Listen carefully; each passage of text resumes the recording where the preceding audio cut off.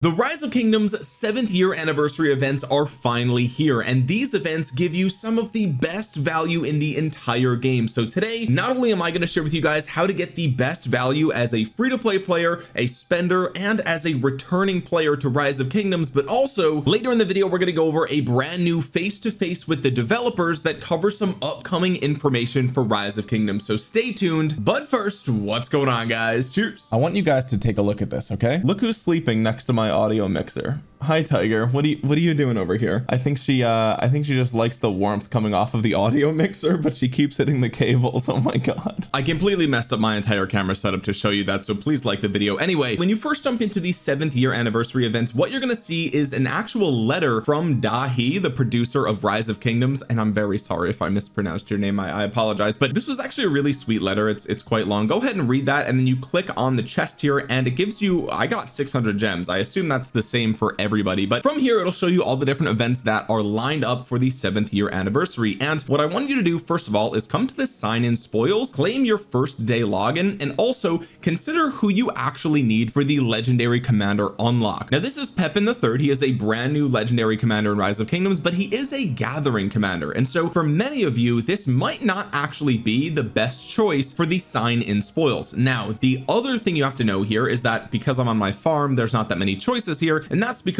you can only choose commanders that you already have unlocked. So for example, on my farm I have Scipio, I have Liu Che, but most of these commanders are locked for me. Okay, shockingly you can choose Ethelfled. Do not choose Ethelfled, absolutely not. That is probably the single worst choice you could possibly make. Do not choose Ethelfled. Okay, of course if you do get Pepin the Third from this, he will be a summoned legendary, which will pop the Writer of History bundle. It is a $5 bundle that gives you 10 universal legendary commander sculptures. So for many people who have nothing great to grab here, maybe just grab him for that, and then I don't know, just have him sit on your account and do nothing, because he'll be 1000. Of course the single best commander to pick here from a PvP perspective is Emperor Qin. He is the strongest commander in Rise of Kingdoms right now. Other great choices are King Arthur if you need him for your cavalry march, and Liu Che or Bai Qi are both great choices for your infantry march. I personally prefer Liu Che as a commander, but of course they are best paired together, so grab one of them if you want to work on your infantry march. From there, some more free value. Come into the Circus of Wonders here, and this is a pretty cool event that I believe you actually have to buy a bundle to enter, but this little parrot on the left here, if you actually spam click on him, what you'll notice is that he will give you some gems here. So you see those 50 gems popped out of his head. We come in here and it looks like it's 150 gems, so go ahead and claim that. That is a free 150 gems. Another way that you can get free gems is coming over to your Rock yearbook, and what this is going to do is actually show you a bunch of really cool stats for your account in Rise of Kingdoms in the past year and just in total. Then you can select a keyword and you can share this to your alliance, or you can even share it to just like your farm account or something like that. I'll send it just to my main here, and then you actually get 50 gems. So far we've gotten about 800 gems for free here without even doing anything, and we got our first login spoils here. Pretty good stuff. Next, let's jump into Desert Tracks. Now Desert Tracks is an event where you get these dice, and these dice come from a couple of different areas, but mainly they come from either spending gems on them or by buying one of two bundles. The Master of Dunes bundle is the better of the two bundles, because as you can see, you get 2 dice for $5, but if you come into the super value bundle option, you'll see Moonlight Zephyrs gives you 1 dice for $5. So if what you want is the dice, then what you are going to do is buy the Master of Dunes bundle. Of course, if you're a Giga Whale, you could buy both, but rolling these dice is going to get you some number of spaces on this board here, and you're going to collect this currency as you go. So here you can see, if we go into the shop, I now have 8 currency, and you can spend this currency on some really important things. Now for those of you that have nothing better to do, you can get your hands on Casimir the Third. Casimir the Third is another brand new legendary commander in Rise of Kingdoms who is also a gathering commander. So for most of you, this is probably the worst choice unless you're gonna buy the $5 bundle that you get from summoning him, which gives you 10 legendary commander sculptures for $5. Again,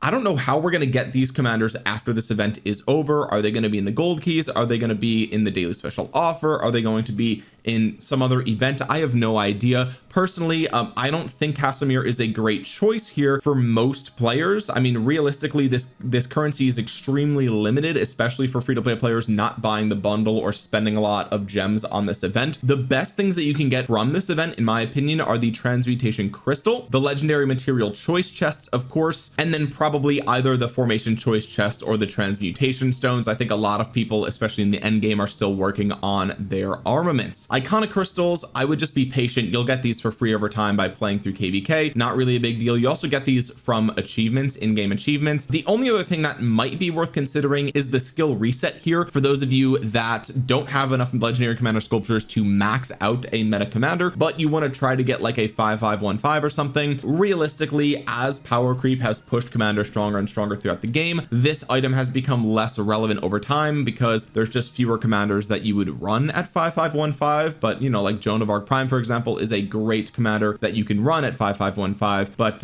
yeah, that's the only other thing here. Otherwise, all of your currency should be spent on the transmutation crystal, the materials, and then these two right here. And if you have even more after that, then I would start to go for the discounted legendary commander sculptures. I probably wouldn't buy the full value ones. It seems expensive, although I guess it would be better to get this than Casimir because this can be used on future commanders that are even stronger, right? That's the benefit of universal commander sculptures, is that you can save them for a year and put them into the latest and greatest thing, whereas this is the same price and it's a gathering commander, right? So I have no idea why they did that, but that's kind of the best way to get value out of Desert Tracks. This isn't probably the best place to spend gems if we're being honest, but there is the 80% discount ones. That's 4,000 gems to do this. I think you might be able to get some value here, especially because as you go along, you're going to be able to get commander choice chests every 20 spaces that you move. Okay.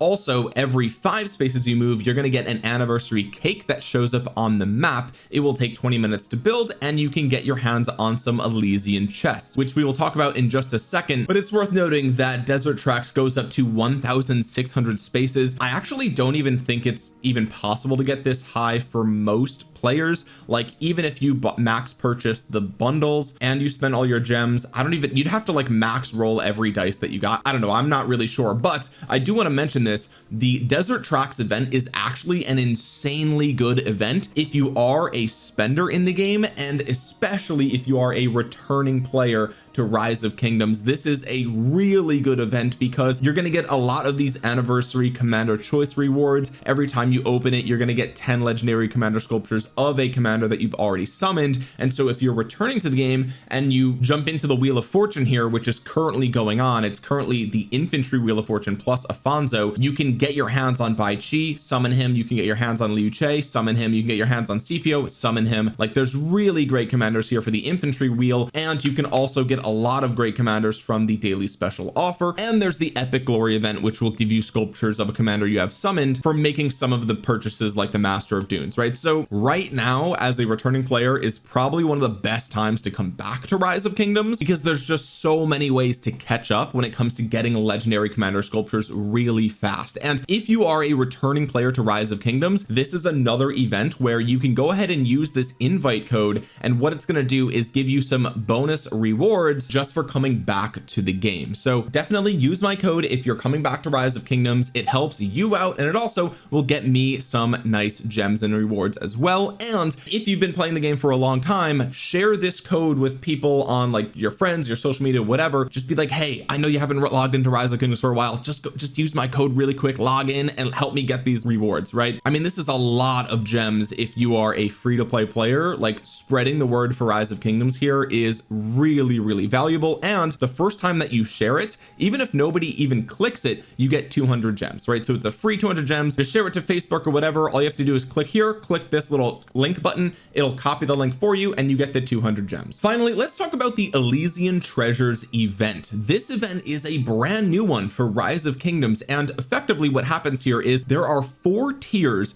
of chests that you can acquire through various different means, and opening these chests will give you both chest points and Elysian points. Accumulate Elysian points to increase your Elysian treasures event level and unlock new rewards. Now here you can see the odds at the bottom here for each chest, and here's how you can get your hands on these chests. Now obviously they go from common all the way up to super rare. This one you can only get from the Divine Ambrosia bundle, so you can only get this if you are a spender in the game, but the bronze and silver chests you can get from a couple of different sources. The bronze you can get 50 per day, and it's actually really easy to get these, especially if you're killing a bunch of barbarians or collecting from your city, whatever. You can also get them for free through the Alliance quiz, Race Against Time, Fisherman's Fortune, Melon Market, whatever, and that's also how you're going to get the silver ones as well. So let's go ahead and open 30 of these and see what we get. All right, so we pop them open, we got 300 points, 60 of the chest points it looks like, and we got some small amount of resources. So there we go, you can see the 60 goes here, so let's open up 6 of those. Okay, we got a silver chest, which is nice. We get a bronze one, another bronze one, another bronze one. All right, so let's open 30 more of these and see what we get. We get another 60 points here and 300 progress for the actual event. You can see right at the top, so we're at 600 now. Here we have a silver chest, bronze chest, and that's it. All right, now we need 40 of these to get the epic chest, which is pretty cool. Let's see if we can get there. And obviously as you progress through this event, you want to level this up as much as possible. I don't know how far you can actually get this as free to play, but definitely make sure that you participate in all of the events that are available for the 7-year anniversary. Obviously the sign-in spoils does give you some of these chests as well. You get the bronze ones here, or the advanced ones, you get the elite ones, the blue ones here. So definitely log in, do these, and all the events here, by the time you watch this video, some of these will definitely be available to you, and that's how you're going to get more chests. Now as I mentioned before, there's the Divine Ambrosia bundle. Now this bundle is definitely better for newer players because there's gold keys here, which like for me is kind of useless, but let's go ahead and buy a couple of these tiers just to see what they are like, and then you guys can decide for yourself if it's actually worth it. So I'm going to buy the $5, the $10 bundle actually gets you one of the legendary chests, which is cool,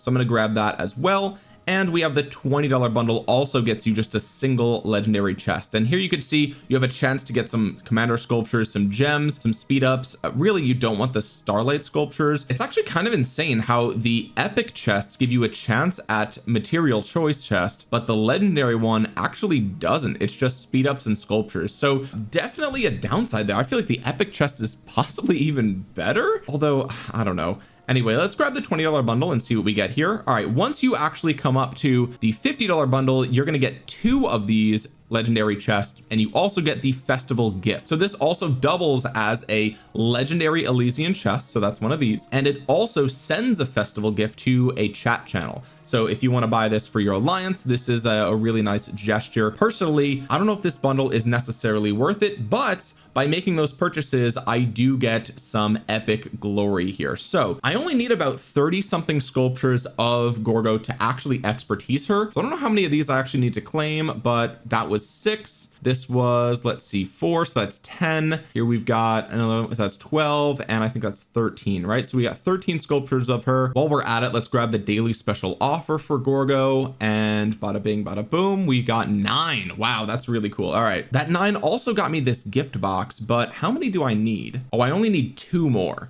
So I'm definitely not going to claim that gift box for Gorgo. And if you guys didn't know, you can actually change this to another commander. Now for me, there really aren't any other commanders that I need. Shajar is definitely interesting for Canyon. Pretty much nobody else is somebody that I even care about though. I'm not a rally leader. I don't need any of that. I'm going to set it to Shajar. But another thing that you can do is if you are slated to win the Mightiest Governor event for Matthias, you could grab Matthias from that as well, because as you guys can see right here, this is going to be around for 11 more days. So that's more than enough time to win Mightiest Governor, get Matthias. So keep that in mind. I'm not going to claim this right now. I'm going to think about this a little bit more, but let's go ahead and see what we actually got from those chests. We have 7 of the epic chests. So let's open 7 of these and we'll see we got, okay, 140 chest points, which is really good. We got a bunch of resources, 200 gems, and 1 equipment material choice chest. So we'll confirm that. Let's go ahead and claim these, and boom, boom, boom, boom, boom. Oh, and we get another epic chest. Very cool. We'll open 2 more epic chests and see what we get. 100 gems, 3 hours of speed ups. Not much here, to be honest, but we do have a rank up reward. So there we go. We claim our rank for rank 1. Now we're working on rank 2. All right, now let's open the 2 legendary chests and see what we get here. We get 100 chest points, 1400 event points, 5 dazzling starlight sculptures, and an 8-hour speed up. That to me is definitely not worth it in my opinion. We do obviously get to grab a bunch more of these though, so I mean, who knows. And we got a new rank reward, so we got 5 transmutation stones, 2 sculptures. It's fine, right? Gold keys aren't that important to me. Let's open this, see what we get here, and 3 hours of speed ups.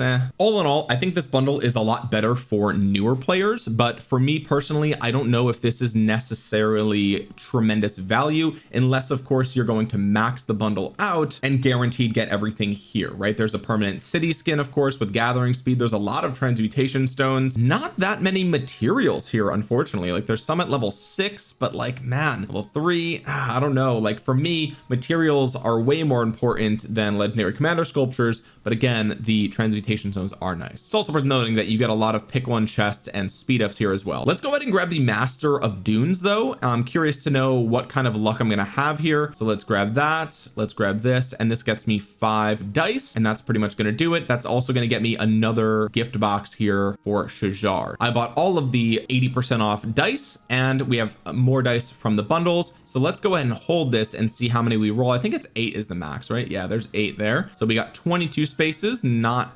horrible. Claim a bunch of that currency. We got a cake, and we get another cake here, and we get another cake. Very nice. And do we get that commander chest? We do. Bada bing, bada boom. Who do I want to get here? Definitely not Gorgo. Like I said, I only need 2 more sculptures of her. I guess I'm gonna just grab Shajar for now. So there we go, 10 sculptures of Shajar, and that's why I said this is great for returning players. Now I have 40 of this currency. So technically what you could do is get Pepin from the sign-in spoils on day 7, and then you can probably claim him in these reward chests because it's for commanders you already summoned, right? So you might want to wait till you get Pepin in order to actually roll that if you want more sculptures of him, or Matthias, or you can get Afonso as well. Afonso is the new ranged commander, so definitely worth considering there. Wow, we're 1 short of that. Let's go ahead and do our 7 dice roll here. It's the last of our dice.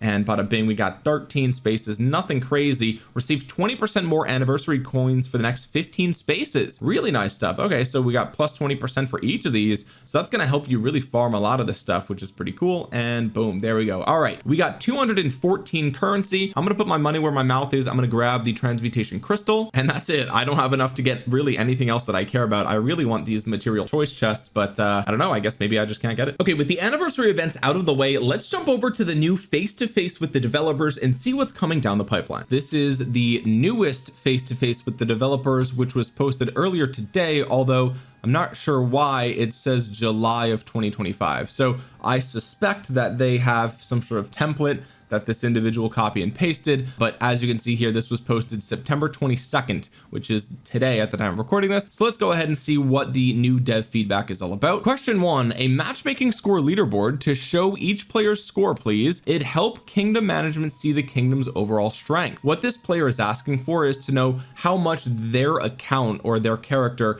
actually impacts matchmaking for the kingdom. Here's the answer. The in-game kingdom info feature has been added to display the kingdom's strength dimensions considered during matchmaking and their corresponding ratings for player reference. We will continue to optimize this feature based on player feedback, but currently a leaderboard for individual matching scores will not be added. It is mainly to prevent potential impacts on players' normal development choices and avoid extreme behaviors that manipulate matchmaking. What they're referring to is this new information that shows how good your actual account is in terms of tech, commanders, armaments, equipment, things like that. And this goes without saying, but I absolutely agree with ROK here. If they have a special algorithm that helps them decide what each individual player's matchmaking rating is, they definitely should not tell players what that is, because the number one thing people will do is immediately try to abuse it, and that just defeats the whole point. Next, can we get a speed up refund in KVK for general and healing? Also, for a lot of players, they do not have a lot of building speeds and research speeds to go around for the Another Man's Trash event. Building speeds and research are getting getting phased out quite fast, and the time to accumulate enough of the speeds for free to play and low spends slowly will become zero, or the use of universals on building and researching during kvk. And that feels really bad. Even, you know, this, my current kvk is the first time that I got to do this event, and I am out of a lot of these different things. Now I still have plenty of building and research speeds, but I don't have a lot of the higher end ones, right? So yeah, kind of unfortunate. Thank you for your suggestion. We are discussing solutions to ease the pressures of players' combat related consumption.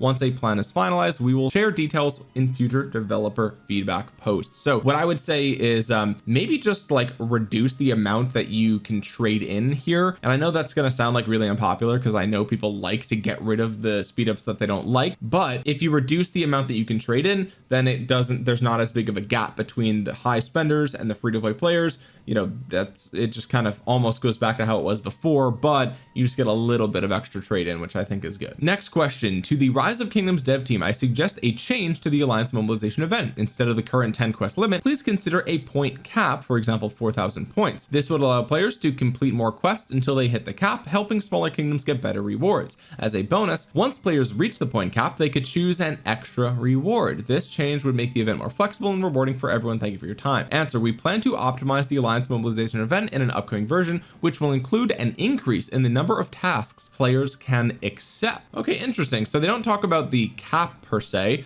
but maybe it's the case that you can accept more than one at a time. So like maybe the quests will have different categorizations. So maybe you can accept one gathering quest, one training quest, one barbarian quest, one spending quest, all at the same time, perhaps. Not really sure, but that would be pretty cool. Although I do like this player's suggestion as well. Next question: the elite forces and civilized tasks in Alliance mobilization have become the same, which makes them meaningless. Moreover, compared to tasks that train a specific number of troops, the power boost task requires training more troops, wasting resources and speed ups. True. Also, number 2, please allow the king or R4 to submit tasks in advance on behalf of players who have already completed them, as the 24-hour auto submission period is too long. And that was also a recent update. It didn't used to auto submit. Here's the answer: thank you for your suggestion and feedback. We'll be optimizing Alliance mobilization in upcoming updates, including adjusting and simplifying tasks, as well as shortening the auto submission time for completed tasks. Okay, so that is good. I'm happy to see that. Adjusting and simplifying tasks is good. I think Alliance mobilization is one of those events where the rewards are so good that you kind of have to do it, but everyone hates doing it because it's kind of like they're forcing you to play the game, right? Which is, it's annoying, but you know, again, I always typically do it just because the rewards are so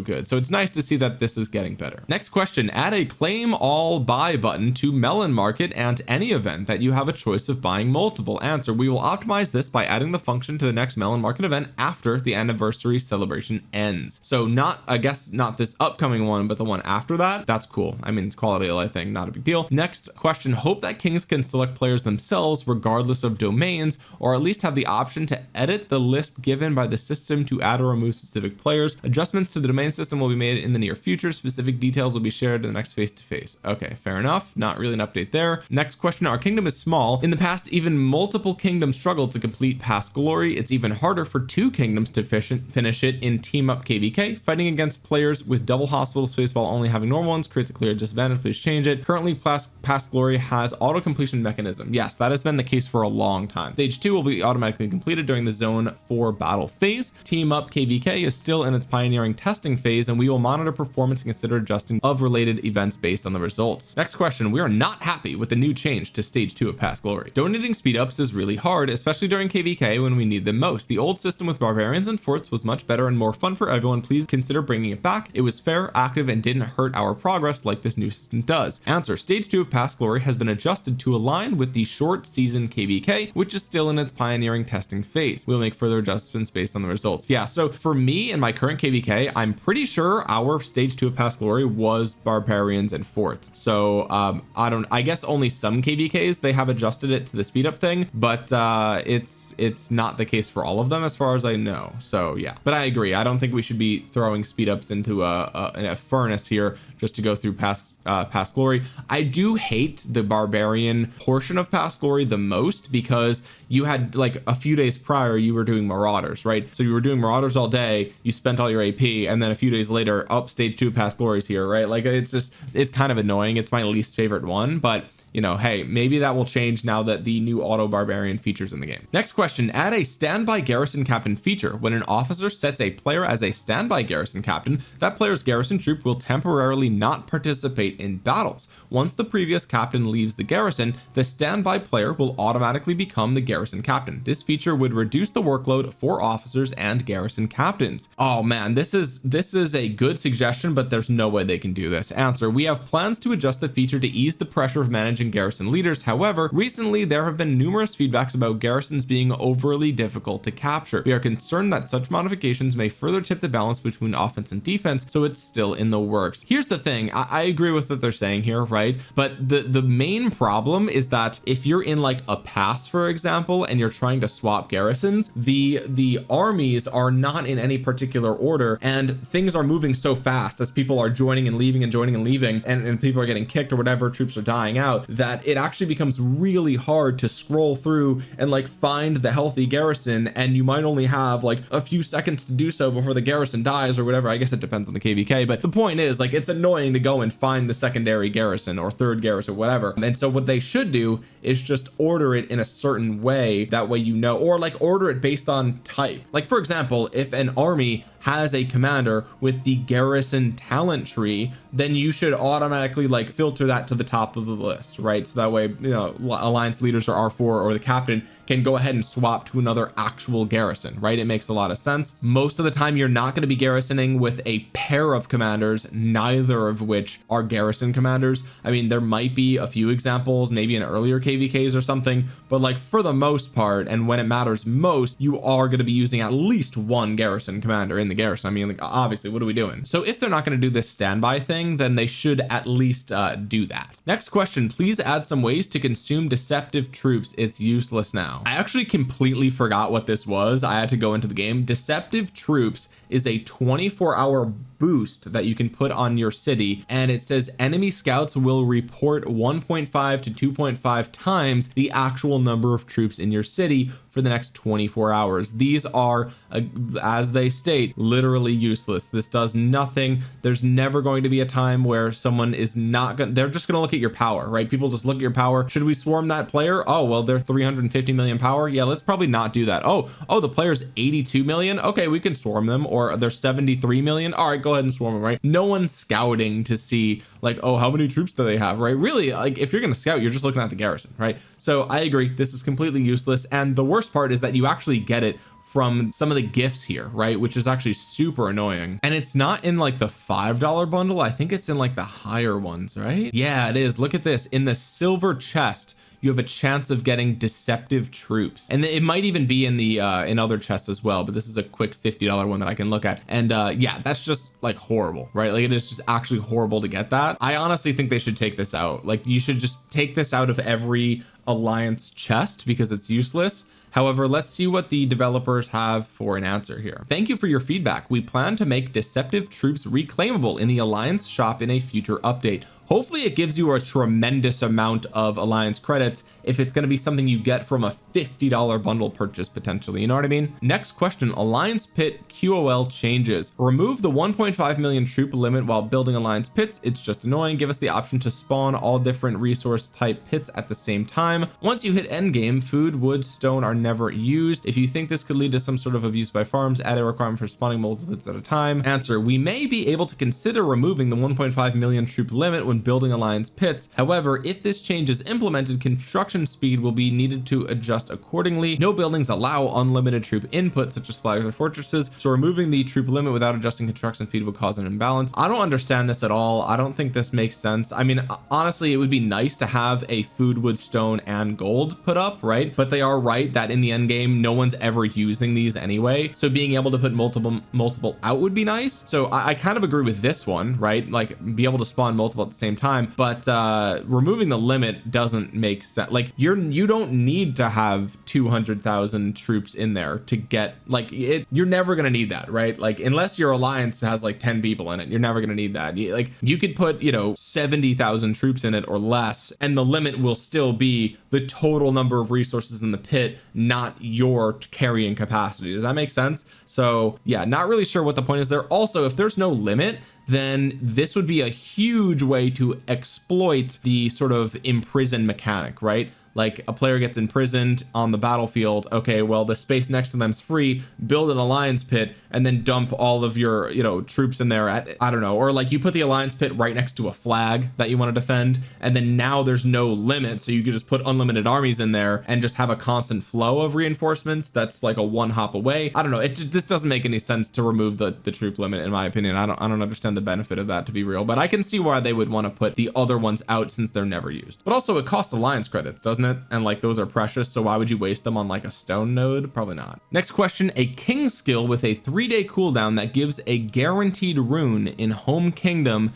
for 24 hours. Thank you for your suggestion. Currently we don't have plans to adjust king skills, but in response to community requests to have training speed runes consistently available during Zenith, we plan to introduce a special rune drop event during the Zenith period. During this event, which excludes the preview and leaderboard display phases, the first rune dropped by each holy site guardian on the world map after each reset will guaranteed be a war drum rune 5, providing a 15% training speed bonus. That's really nice. They announced this earlier and I really like that they're making this change. It really sucks to have, you just don't get a 15% training speed and then some other kingdom gets it, right? Like that's just not fair. So it's nice that this is going to be something that's in the game, and it also guaranteed is a good time to be training troops, right? Like you'll know, okay, every time Zenith is around, we're guaranteed going to have a really good time to train troops. So that's pretty cool. Last question. Officer permissions should be adjusted. All officers should be able to place an alliance marker, but editing alliance information should be restricted to counselors and kings only. Thank you for your suggestion.